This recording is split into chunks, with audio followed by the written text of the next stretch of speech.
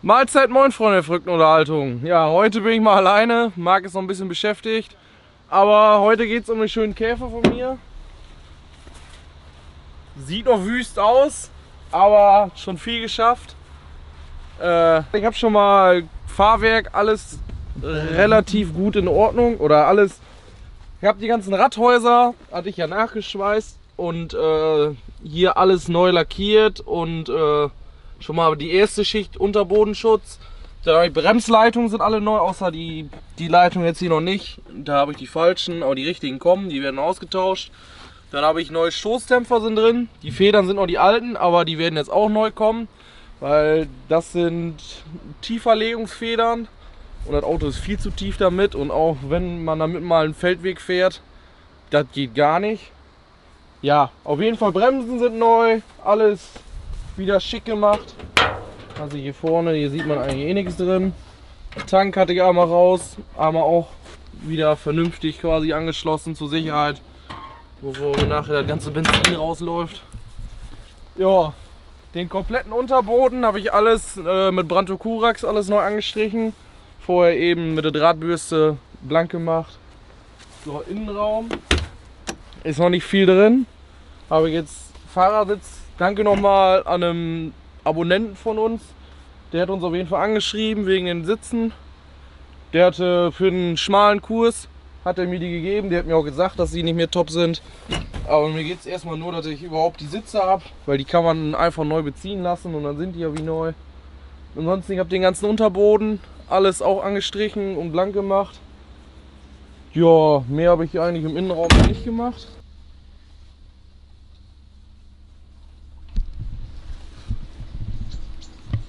Naja, die Arbeit im Innenraum, die kommt jetzt noch. Jetzt als nächstes, ich wollte erstmal, dass das Auto fährt.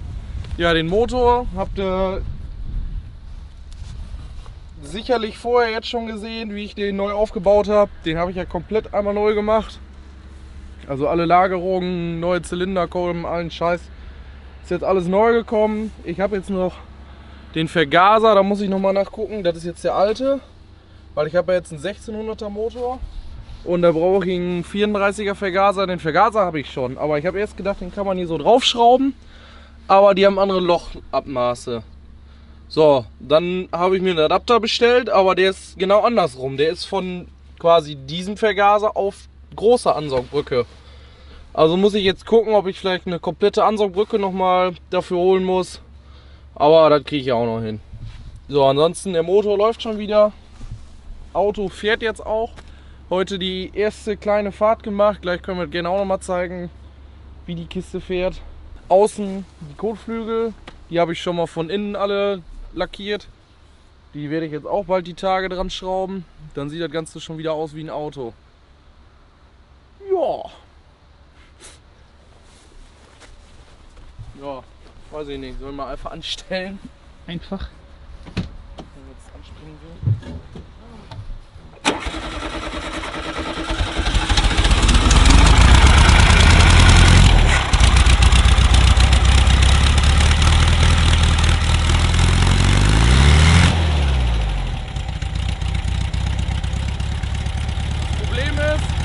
Der Motor ist eigentlich jetzt schon warm, aber der hat einen elektrischen Choke und sobald du das Auto aus hast, jetzt stand das auch wieder 5 Minuten, 10 Minuten, da geht der quasi wieder in den Choke. Kriegt jetzt viel zu viel Sprit beim Starten, aber ich weiß nicht, da muss man halt einfach drauf achten. Aber jetzt, wenn er läuft, dann läuft er.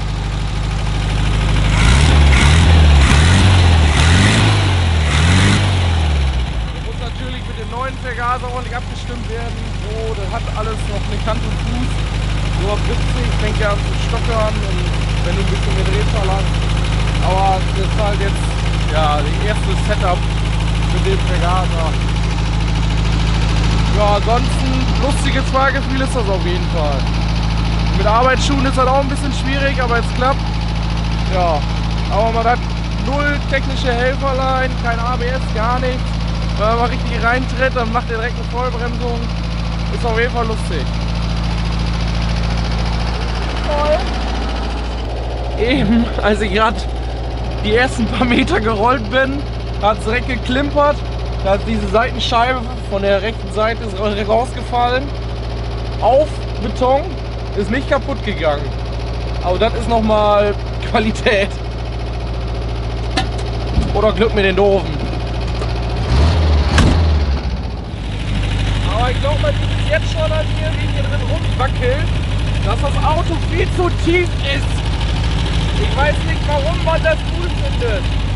Das Problem ist, der ist in Papiere eingetragen, vorne mit Schrottfedern, die auch drin sind, und hinten die Zahnstangenfederung oder die Drehstabfederung ist ein Zahn tiefer gesetzt. Und der ist jetzt, der liegt fast auf. Oder ob ich jetzt 2 Zähne, aber auf jeden Fall so geht das gar nicht. Ich werde auf jeden Fall vorne neue Federn habe ich mir schon bestellt, hinten sieht das wieder auf Original. Und ja, tiefer legen, da habe ich nichts von. Rote Nummer habe ich natürlich auch dran. Ich weiß es nicht ganz so rechtens, weil ich keine Blinker habe, aber ich fahre mal eine Runde.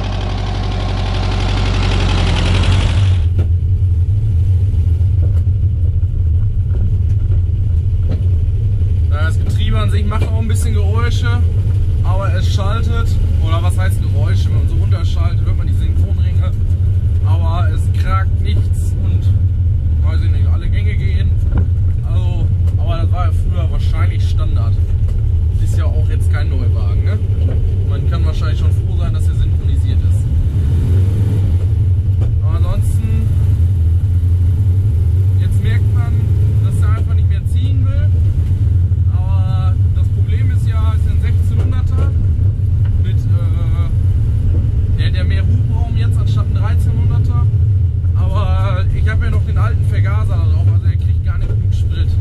Und mit viel Last sollte man so auch nicht rumfahren, weil der dann zu mager läuft. Und deswegen könnten auch Glockenkolben brennen oder ist auf jeden Fall scheiße, Spielfilm abreißen. Das ist Kacke für den Motor. Deswegen, ich fahre so nur ein bisschen Piano rum.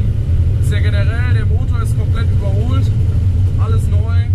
Deswegen, der muss erstmal ruhig eingefahren werden. Ansonsten, ja, schön ist das alles nicht. Muss ich auch erstmal alles einspielen, die Zylinder und Kolben aufeinander.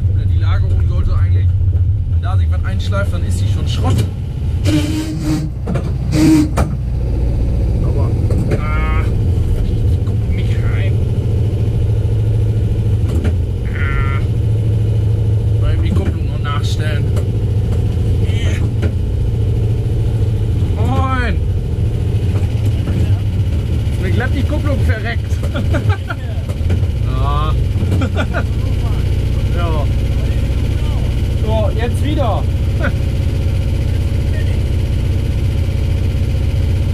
Erste Probefahrt.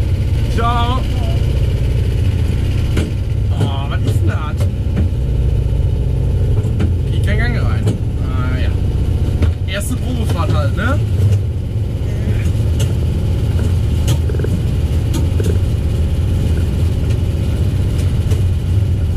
Aber auch wieder schön am Käfer. Die Kiste wiegt nichts. Man kann ihn noch so schieben. So, jetzt muss ich nur eben einmal Schwung holen, damit ich den Gang reinkriege, damit ich erstmal wieder zurückkomme. Kein Bock jetzt hier stehen zu bleiben. So, jetzt habe ich den Gang drin. Jetzt kann es wieder losgehen. Ich weiß nicht, ob die sich jetzt einfach nur mal gesetzt hat oder so. Ja, das kann ja wohl mal sein. Oder ob der Kupplungszug irgendwo nicht ganz eingerastet war und jetzt reingerutscht ist. Weil es jetzt auch noch im letzten Drücker. Soll man auf jeden Fall nicht viel rumfahren. Aber ich muss erstmal wieder zurückkommen. Aber dann kümmere ich mich darum.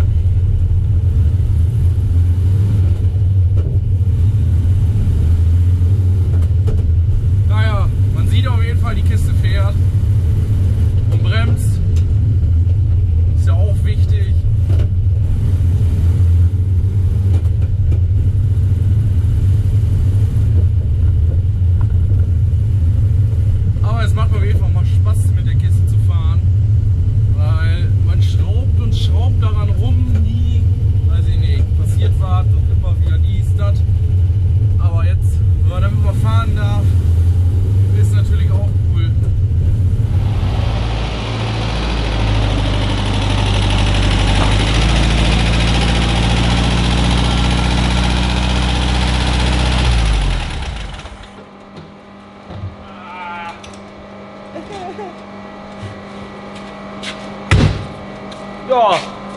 Probefahrt bestanden. Oder auch nicht ganz. Die Kupplung rutscht jetzt leider, oder die kann ich nicht weit genug treten. Ich denke mal, dass irgendwo das Seil nicht richtig in der Führung drin war und jetzt quasi reingerutscht ist und deswegen nicht stramm genug ist, aber ich denke mal einmal nachstellen und dann läuft das auch wieder. Ja, vielen Dank nochmal an alle Leute, die mir fleißig Kommentare geschrieben haben, die mir Tipps gegeben haben. Sind ja doch ein paar bei gewesen, aber es hat auf jeden Fall weitergeholfen. Ja, wenn euch das Video gefallen hat, lasst einen Daumen oben da. Und wenn ihr mehr sowas sehen wollt oder irgendwelche Tipps habt, irgendwelche Vorschläge, schreibt es wieder gerne in die Kommentare und lasst einen Daumen oben da. Ciao!